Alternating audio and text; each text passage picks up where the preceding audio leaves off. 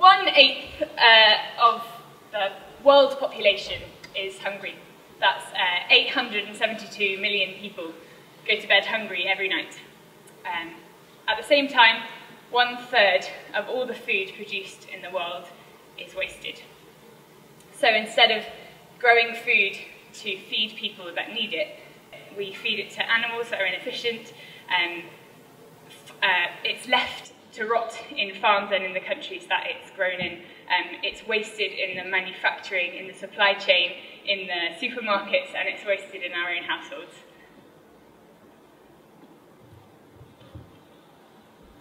Instead of and then growing food to throw it into bins, we also grow food to feed ourselves and kill ourselves by feeding it to consuming it in grotesque ways. So 872 million people in the world are hungry, and over 1 billion people in the world are overweight or obese. And in America, 2/3 of their population are overweight or obese. It's a health epidemic.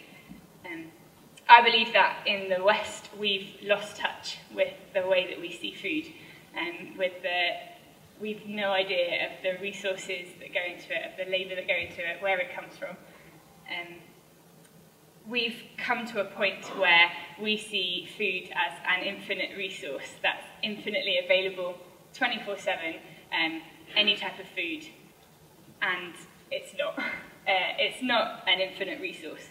So 24% of greenhouse gases, 40% of land use, 70% of water, and 75% of deforestation come from food production. So all of those facts, and then repeat that 1/3 of that food production is wasted. A lot of it to landfill sites where more greenhouse gases are emitted. Irrigation water used globally to grow food that is wasted would be enough for the domestic needs of 9 billion people. That's the estimated population in 2050. So it's not an infinite resource, and it's not infinitely available. There's still hungry people in the world. And the 2007 to 2008 food crisis, which sent tens of millions of people into a crisis of poverty and malnutrition, was partly attributed to the increasing use of biofuels, and we find it very easy to attribute growing food for fuel as a cause of poverty. So what about growing food to feed our bins? We've come to regard wasting food in our households. We've come to regard wasting food as how it looks in proportion to what we can afford, rather than what can be sustained by the planet and other people on it. So we can afford another loaf of cheap bread and throw away half of it. But when we throw away a bunch of browning bananas, very few of us would think of the environmental costs, and even fewer would consider or be aware that wasting food causes hunger elsewhere in the world. Food waste is a huge problem worldwide, and there's a huge number of causes, like, I don't know, anything from corrupt governments in several countries to supermarket powerfulness, and to like the problem of labelling and our own view of food in our households. I could talk for hours on that, but I just thought I'd give 3 kind of examples. Number 1, crusts.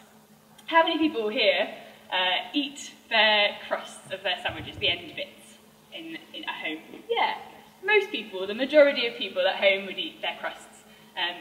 Some people would say it's nicer in their toasties or something.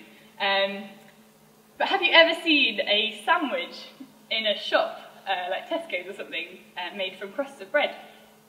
Never.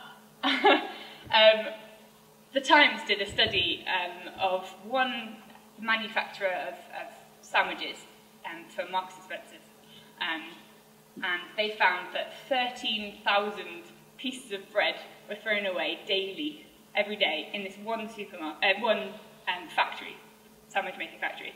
And Marks and Spencer's were saying that they had to throw away the ends of bread and the piece inwards, so they threw away 4 pieces of bread per loaf. Second one would be prawns. The prawn industry is hugely environmental. It's an environmental nightmare. 2 kilos of fish meal is needed to produce 1 kilo of prawns, and fish meal is caught from wild fish, and it's hugely destructive. There's like antibiotics being thrown into the oceans, all that sort of thing. And then the industry itself has a lot of slave labour and child labour and kind of unfair trade. Similar in Bangladesh and Vietnam, it's similar to kind of how we see that we know about clothes in Bangladesh, and then we fly those prawns from some of the poorest countries in the world to the affluent countries to throw in the bins. And then there's meat.